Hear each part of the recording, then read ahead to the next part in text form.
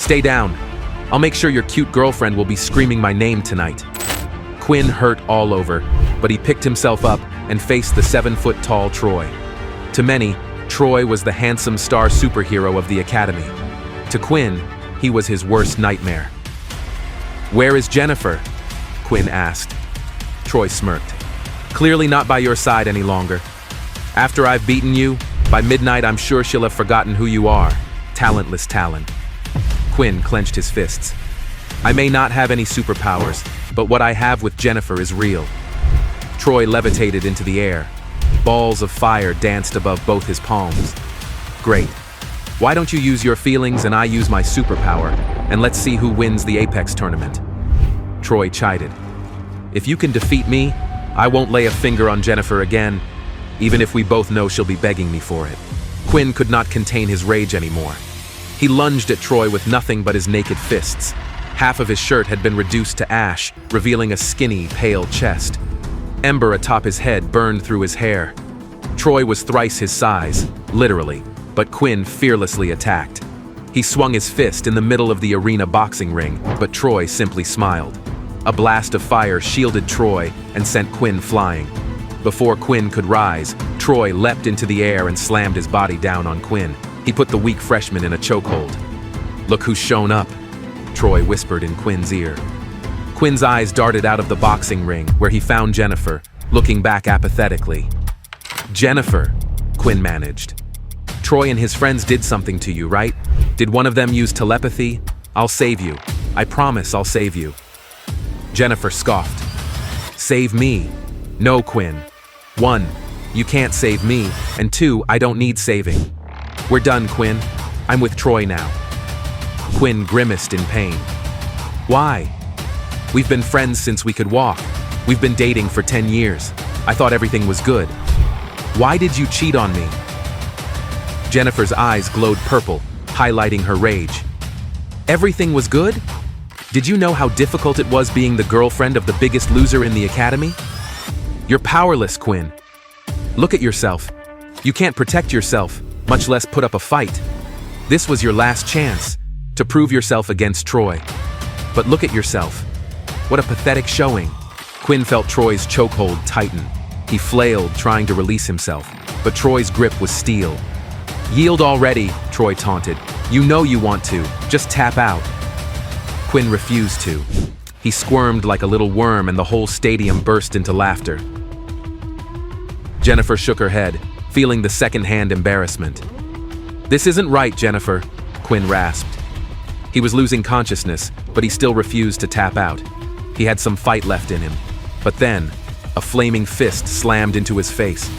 And the last thing Quinn remembered was Jennifer turning away, disgusted. Everything went black.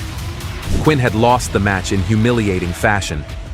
But little did any of them know, the tables would be turned very soon. Later that night, battered and bruised, Quinn reached outside his dorm room. He felt something poking on his leg. He yanked the jewelry box from his pocket. It was his grandmother's wedding ring. He was going to give it to Jennifer as a promise ring. He couldn't afford to marry her yet, but maybe in a few years. But now it was worthless. "Stupid ring!" he yelled. In a daze, he threw the velvet box down the hallway, and it crashed against the far wall. When he realized what he'd done, he snapped out of it. "Damn it," he said to himself. He ran to the end of the hallway and scooped up the ring. Thankfully, it was all right. Still in one piece. Only the jewelry box was destroyed, so he stuck the naked ring in his pocket. What the hell am I gonna do now? He wondered. But just then, his phone pinged with a message. Quinn slipped it out of his bag. The message was from an unknown number. To Quinn Talon, from ISA Base 039G. You have 24 hours to pick up your belongings, or they will be incinerated. An escort will arrive to pick you up at your home at 0800 hours. Quinn stared at the message. What the hell? Is this even real? Maybe it's a scam, he thought. Regardless, he wanted to be ready for whatever happened, so he hurried home. Quinn had no idea that what was waiting for him would change his life forever. The next morning, Quinn woke to pounding on his door. He threw on a shirt and pants, realizing he had overslept. When he opened the door, he found two muscled soldiers. "Quinn Talon," one growled. "That's me. Quinn said. "We have to confirm," one soldier said. He revealed a biometric scanner. "Just look into the screen." Quinn looked at the screen as a green light scanned his face. A computer voice spoke from the tablet. "Confirmed Quinn Talon, 17 years old, student at Powered High School, parents deceased, killed during second wave of alien invasion." Quinn rolled his eyes, annoyed. "What is this a date?" The soldiers looked at him with humorless faces. "Follow us," one said. They led Quinn to an olive-drab government vehicle parked out front and climbed in the back. He was nervous, but a little excited to see what kind of ability he would be given. He knew it wouldn't be much, but he had never had anything before. "What's this all about?" Quinn asked. The soldiers didn't answer. "Where are we going?" Quinn pressed. Still nothing. "What is the mysterious thing I'm going to receive?" Again the soldiers were silent. "You can't tell me anything?" Quinn pressed. "Affirmative," one of the men finally grumbled. "Fine," Quinn said. He sat back in the Spartan seats and watched out the window as the vehicle sped across the city to a heavily fortified military base. "Wow," Quinn said, taking it all in. The walls around it must have been 20 feet tall, ringed with plasma grenade turrets. There was no sign out front except for a symbol of a circle with a rocket through it. "Where are we?" Quinn asked. "The armory," the men said in unison. Outside the gate, the vehicle was inspected by both X-ray scanners and bomb-sniffing dogs. It seemed like soldiers were stationed everywhere with guns sighted on Quinn. Everyone seemed ready for an imminent attack, but from where, Quinn wondered. When they were finally cleared, the massive titanium gate lumbered across. Inside the massive walls there were more soldiers and superheroes rushing about. The vehicle stopped in front of a low-slung concrete bunker. "This is it," one of the soldiers said. "This is what?" Quinn asked. "The armory. Go inside. You'll get more instructions." Quinn exited the vehicle and strode to the front door of the building. But as he reached the door, he was launched backward several feet. "What the hell?" he screamed. He realized that as he had reached the door, someone else had been exiting. A young woman with long brown hair, ruby eyes and muscular arms. Quinn sighed. She must have powers because just pushing the door open sent him flying. "Watch where you're going, loser," she said, looking down at him on the ground. Quinn stood up, brushing himself off. "Sorry, I didn't see you." The woman scowled at him. "What do you mean you didn't see me?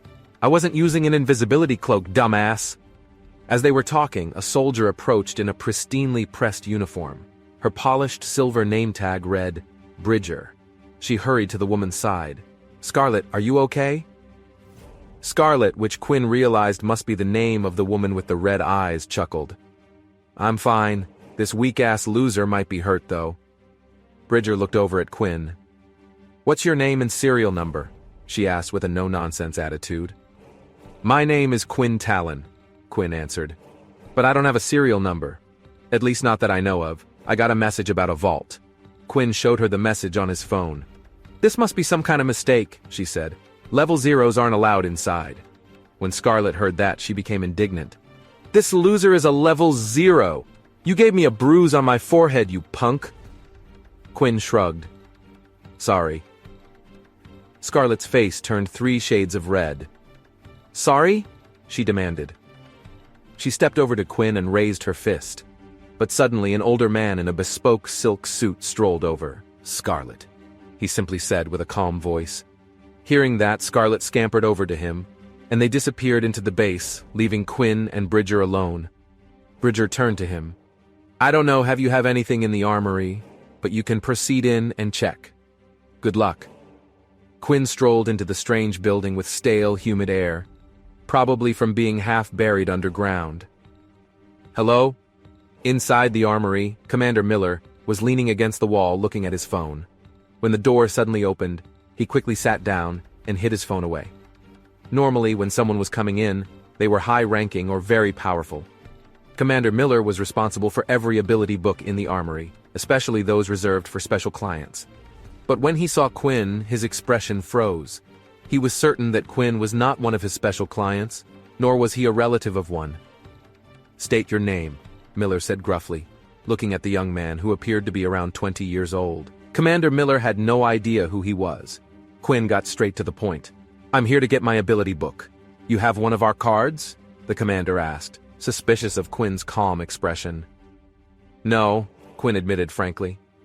"I'm sorry, sir. We can't give out ability books without a card.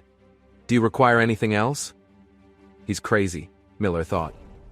"You have fingerprint recognition here, right?" Quinn suddenly asked.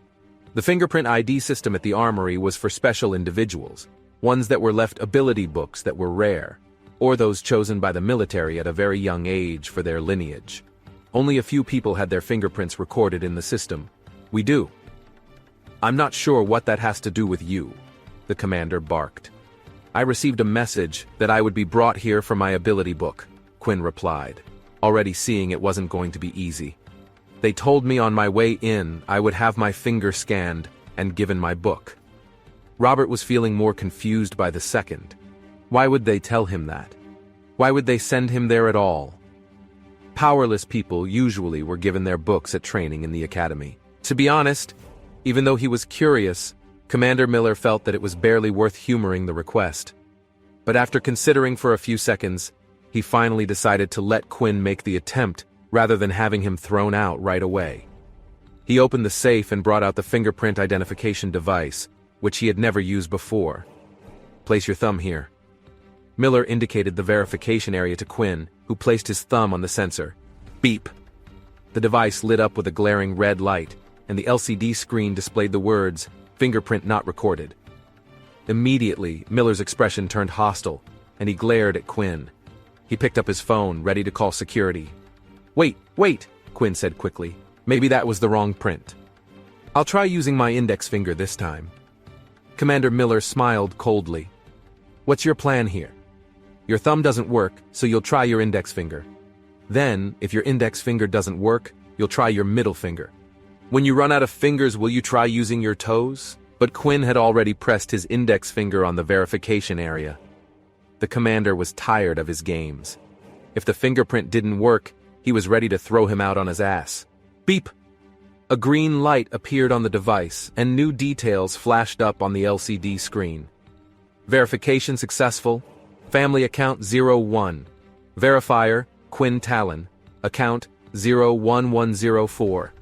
Commander Miller gaped at Quinn in disbelief for a moment, and then hurriedly squeezed out a smile. "Mr. Talon, I'm sorry. I didn't realize. I'm Commander Miller, the ward of the U.S. Military Armory of Relics. Please allow me to assist you." "It's fine," Quinn said lightly and stood up. "I know there aren't that many of us, but this is a lot to go through for some level 1 ability book. Please wait a moment." Miller sat in front of the computer and typed away for a while. On his instructions, Quinn provided a few more fingerprint scans as authorization. "It's done, Mr. Talon." Miller clicked the OK button on the screen, and Quinn's account appeared. Commander Miller pointed to the computer screen and said, "Give me 1 moment and I will retrieve your book."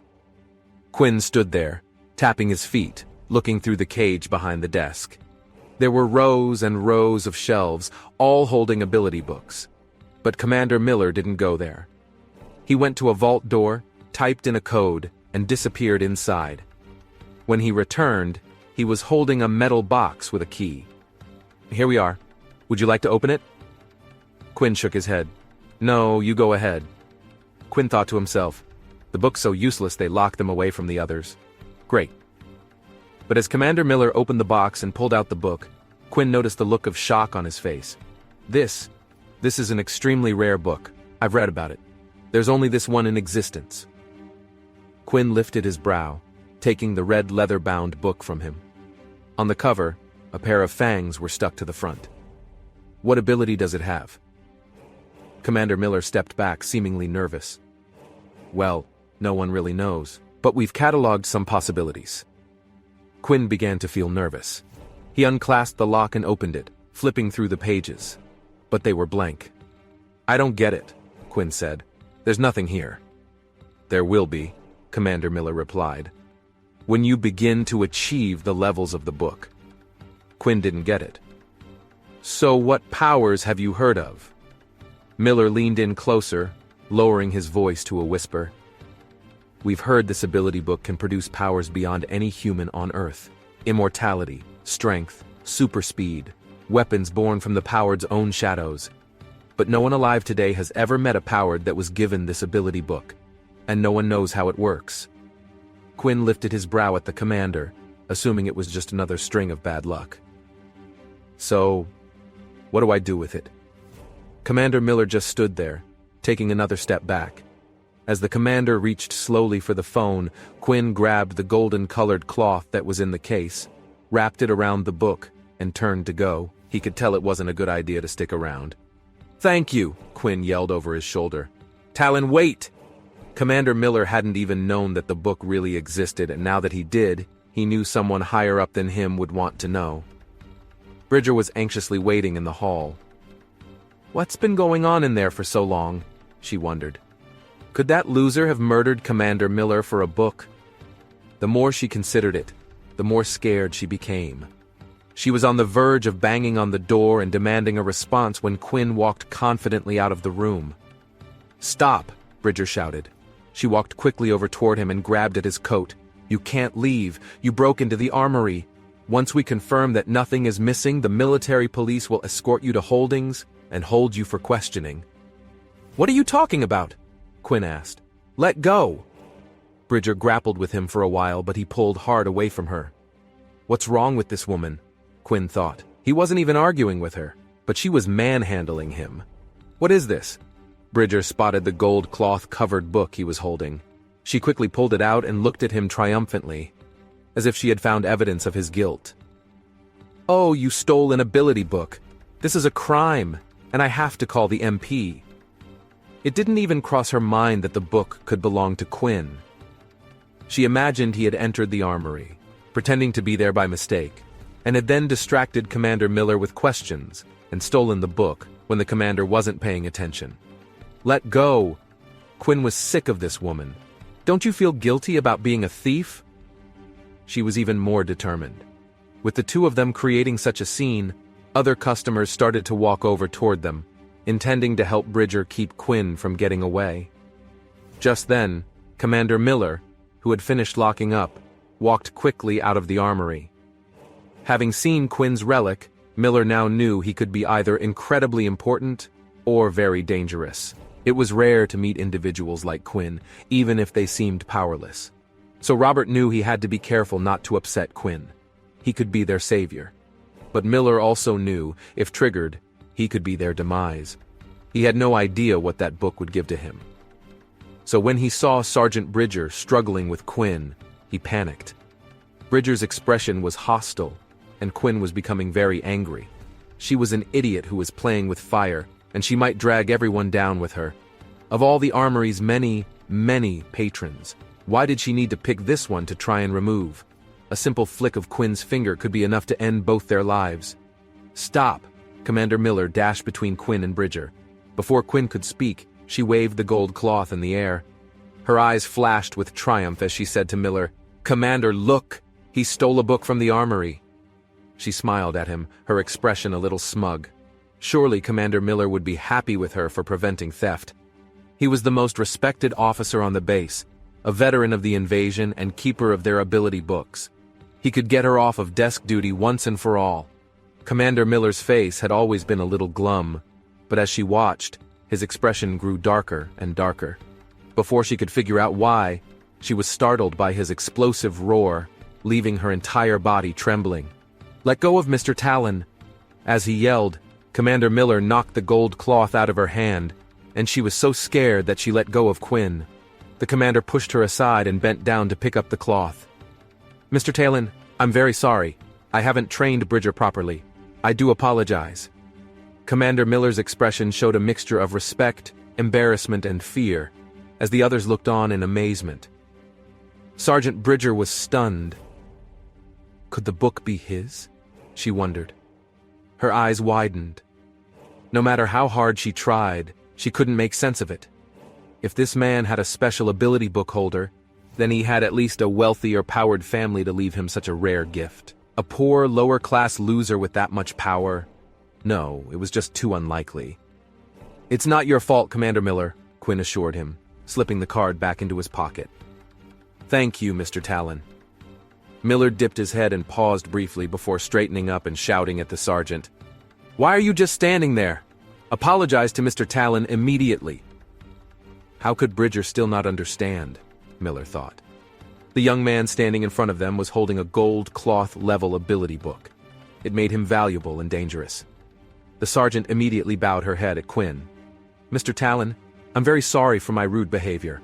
I made a mistake, created a fuss over nothing, and put my hands on you. It was my fault, and I will reflect on my behavior. Quinn ignored her and walked away. Mr. Talon? The commander called after him.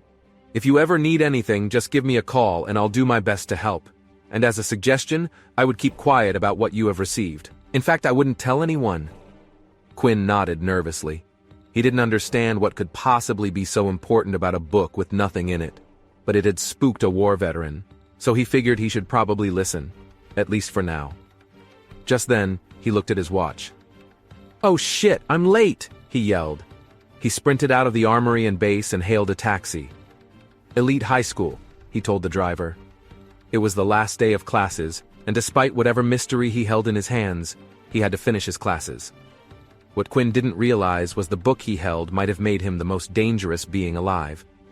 As Quinn rushed across campus, he accidentally stepped into a puddle, splashing mud all over his legs. Damn it, he yelled. But he didn't have time to change or clean off his legs. He hurried into his classroom, where Mr. Morgan was already standing at the podium, lecturing. Mr. Morgan spotted Quinn out of the corner of his eye, and a hint of disappointment flashed across his face. Feeling guilty, Quinn lowered his head. Of all his teachers, Mr. Morgan was his favorite. The other teachers tended to ignore Quinn because he had no powers, and some even openly mocked him. Only Mr. Morgan treated him like any other student. Quinn slipped quietly into a row of desks at the back of class. He suddenly realized that all the students were staring at him, and he could hear them whispering. He isn't usually late. Hell must have frozen over. Look at his pants. They're filthy. Doesn't he have any clean clothes? Are you joking? It's not like he'd have the money for new ones. It looks like he's just thrown on whatever he could find. He looks homeless, someone whispered too loud. All right, silence everyone, Mr. Morgan shouted. Throughout the lecture, Quinn noticed that Mr. Morgan kept glancing at him, his eyes full of disapproval, as if Quinn had failed to live up to his expectations. Eventually, the lecture was over. Class dismissed, Mr. Morgan said. He packed up his textbooks and left. Jennifer. The voice came from the doorway. Everyone turned in the direction of the voice and saw Troy walking through the door and going straight to Jennifer, who was sitting by the window. She stood and hugged him, pulling him in close to her body. Troy lowered his head, and the two of them began to kiss. Many of the students turned to stare at Quinn. Everyone thought that he was Jennifer's boyfriend, and they weren't aware that she had broken up with him. Quinn watched in disgust. He'd heard that Troy had taken at least 5 different girls to stay at that hotel. Jennifer was just the latest in a long line, and Quinn had no intention of fighting for her. Troy strutted past Quinn with his arm around Jennifer's waist. Darling, wait a minute, Jennifer said to Troy as she stopped in front of Quinn and held out her phone. Since we've broken up, I don't want to owe you anything. Here's the phone you bought for me a few weeks ago. You can have it back. Quinn glanced at the Samsung Galaxy phone, but before he could take it, she smirked and tossed it high into the air. Troy shot lasers from his eyes and hit the phone, blowing it into pieces. "Aw, poor Quinny," Troy laughed. "Guess you can't return that one. No food for a month for you." "Ha! You would have to work part-time for 6 months to afford one of these." Jennifer took a brand new phone out of her pocket and showed it to Quinn. "This is the latest iPhone, and it's much better than your phone. Of course, it's far too expensive for a loser like him." Troy raised his chin and looked at Quinn. "Jennifer told me that she kept asking for that phone for 6 months before you finally bought it for her. Do you think you can pick up a girl so far out of your league? You're just embarrassing yourself, so give up. And I'm warning you now. Don't even think about her. If I find out you've gone anywhere near her, you'll regret it. Don't waste your breath talking to a loser like him. Can we go to DeLuca's for lunch?" Jennifer had already dismissed Quinn. "Call me baby," Troy said, smiling at her. "Baby, let's go." She flirted with him right in front of Quinn. In the middle of it, a beautiful young woman with a purple streak in her hair stood up. "Jennifer, have some class," she said, glaring at Jennifer. "You're taking this too far. I never thought you'd break up with Quinn, and I'm ashamed of you." Jennifer scowled at Layla. Why do you care? Layla shook her head in disapproval. Look, people break up all the time. That's your prerogative. But you don't have to rub his nose in it at every opportunity. Quinn never hurt a fly, and all you're doing is trying to hurt him. Jennifer laughed. You're right about one thing. Quinn never hurt a fly, probably because a fly would hurt him. Layla's hands clenched into fists. You're a heartless bitch, Jen. Just leave Quinn alone. Jennifer stuck up her nose. Why?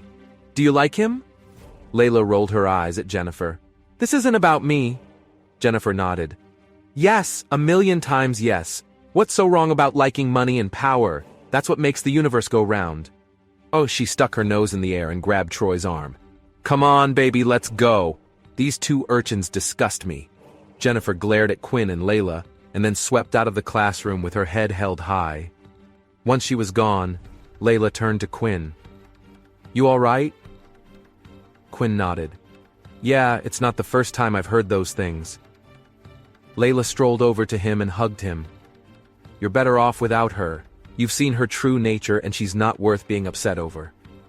Quinn smiled. I'll be okay. Thanks for standing up for me. Layla smiled at him hopefully. Come on. To celebrate being free of that bitch, I'll treat you to dinner. Don't argue. How about a nice place somewhere off campus like DeLuca's? DeLuca's was an upscale Italian restaurant, and only the most powerful students at the school could afford to eat there. It was also Jennifer and Troy's favorite place. Quinn shook his head. Maybe another time? I don't want to bump into Jennifer. But one day I'll take you out, okay? Inside, Quinn wanted to scream. This was his Achilles heel. He just didn't have the money to do what everyone else did. Seeing Layla's disappointment made him even more embarrassed. I gotta go, he said simply, and he hurried away. Would his whole life be like this? Little did he know, his whole life was about to change, and he could take Layla to any restaurant in the city. But not yet. For now, though, Quinn hustled back to his dorm. On his way, he got a message from his roommate, Vorden. It read, Yo, it's official. I'm no longer single. See you at the room. Quinn chuckled. Even during this painful situation, he still felt happy for Vorden. That lucky son of a bitch, Quinn whispered to himself. As he raced through his building, he saw his other roommate, Peter. Did you see Vorden's message? Quinn asked. Yeah, said Peter. Back at the room, they flung open the door and saw Vorden sitting on the bed with a girl holding hands. Vorden was a level 3, and he was strong and muscular too. No one really understood why he hung out with powerless Quinn, and Peter, who barely had any powers himself. What's good, my bros, he said. Then he introduced the young woman, Susan. She's a level 3, Vorden said.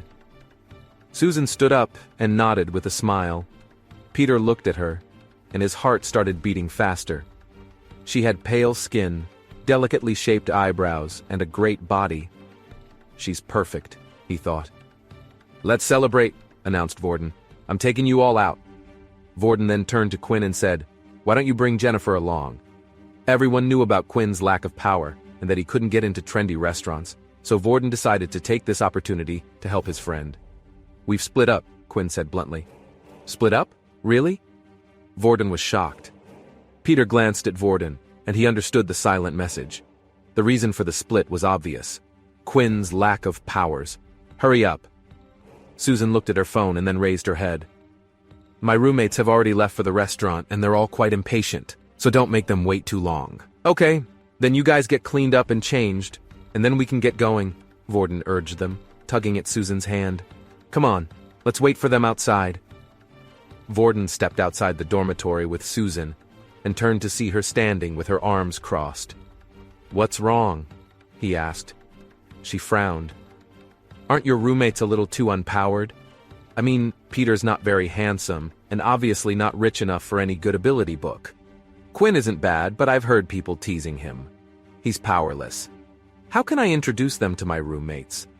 Vorden felt a little uncomfortable, but he forced a smile and said, It's just a meal. It's not like it's a blind date or anything, so why do you care so much about their powers? Do you think my friends are just coming for the food? She asked. I know them. Although they didn't come right out and say it, they're hoping your roommates are good boyfriend material. I've shown them your picture. and they must think that your friends are like you." She frowned. "Then blame me because I didn't tell you they're all underpowered." His smile was a little bitter. He'd been assigned to Quinn and Peter's dorm because the others were full. But he liked them. He protected them.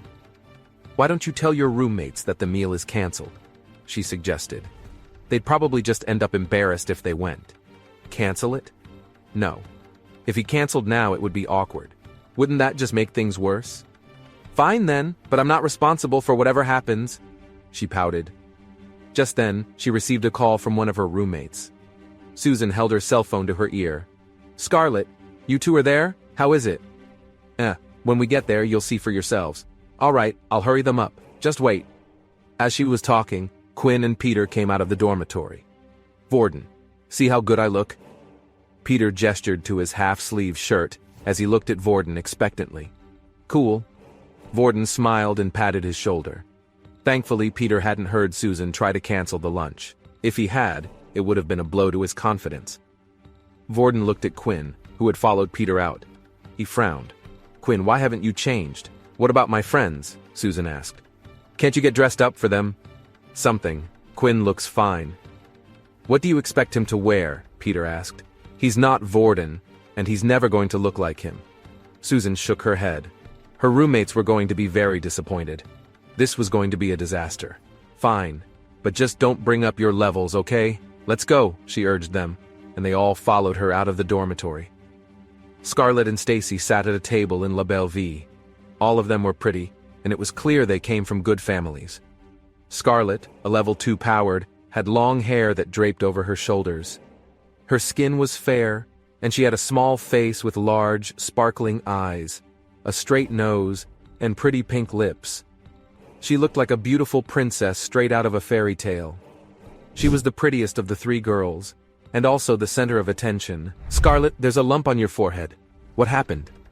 Stacy gestured to the small bulge on her forehead. "Oh." Scarlett touched the little mark, her sweet face looking a little angry. "Don't remind me, Stacy. Remember how I said I went to the armory with my father to pick up my new ability book? Well, I met a powerless dumbass who got in the way of the door. Ouch! Did he at least apologize? The armory is usually a place only for the most powered, right?" Scarlett used her phone to take a picture of her head and then checked it. Thankfully, the lump was not too obvious. She put her phone down and smiled at her friend. He did apologize. "I was a bit stunned when I saw him there. You know what kind of people the armory is there for, right?" "You mean those with the strongest powers?" Stacy asked. "So, this guy didn't belong?" "Exactly. The armory only gives ability books to people who have special powers, a whole lot of money, or special circumstances," Scarlett confirmed. "So, he didn't belong there." "Some people think that the weaker a person looks, the more powered they are," Stacy suggested. "Which means he might be a powerhouse keeping a low profile. Scarlett, tell me all about him." Scarlett rolled her eyes. "Why?" Later on, when the sergeant came over, she found out that the guy didn't even have paperwork. I think he was just an idiot who went there thinking they'd give him something out of pity. Maybe he thought that just anyone could get an upper-level book. "If I'd done that, I would have died from embarrassment," Stacy exclaimed. "After all that, I didn't even look at him and just left with my dad." Scarlett tossed her hair over her shoulder. "We'll see if he dares to try it again in the future. Or if he dares to show his face anywhere. They might have thrown him in the brig for all I know. Probably better that way." "The guy's not a child," Stacy pointed out. "Doesn't he have any common sense? I guess he's destined to be a loser for his entire life." "Who would want a guy like that? Let's stop talking about him. I never saw him again anyway." Scarlett sighed. "Why isn't Susan here with the others yet?" "Seriously." Scarlett picked up her phone and frowned slightly as she looked at the screen displaying her chat with Susan. "Her boyfriend is rather handsome and quite muscly. Just my type. If one of his roommates looks like that, don't fight me for him." Scarlett winked. "You little slut," Stacy said playfully. "Only if they have powers," Scarlett said with a wink. Little did they know, Quinn and Peter were the lowest of the low. A short time later, Vorden, Susan, Peter, and Quinn arrived at the fancy restaurant. When Quinn peeked inside the stylish interior, he noticed the snobby young woman he bumped into at the armory. "Damn it," he whispered to himself. "What?" asked Vorden. "Oh, jam it," I said, replied Quinn, lying. "I think I jammed my finger in the door. Maybe I'll go to the bathroom to run it under some cold water." Vorden looked at him skeptically, but he shrugged. "Suit yourself," he said. "Meet us at the table." As Vorden, Susan, and Peter strolled over to Scarlett and Stacy, Quinn peeled off from the group and ducked into the bathroom. Quinn quickly locked the door as he began hyperventilating. He shook his head. "I can't bail on Vorden without an explanation, but I can't deal with that bitch again." He splashed water on his face and looked at himself in the mirror. "Get it together, you powerless loser." He gripped the sides of the sink as rage began to fill his chest. "You'll never be anything, Quinn. You'll never be a cool ladies' man like Vorden. You'll never be a war hero like your parents. Hell, you're barely any cooler than Peter." He saw red and he punched the mirror, shattering the glass and slicing his hand in the process.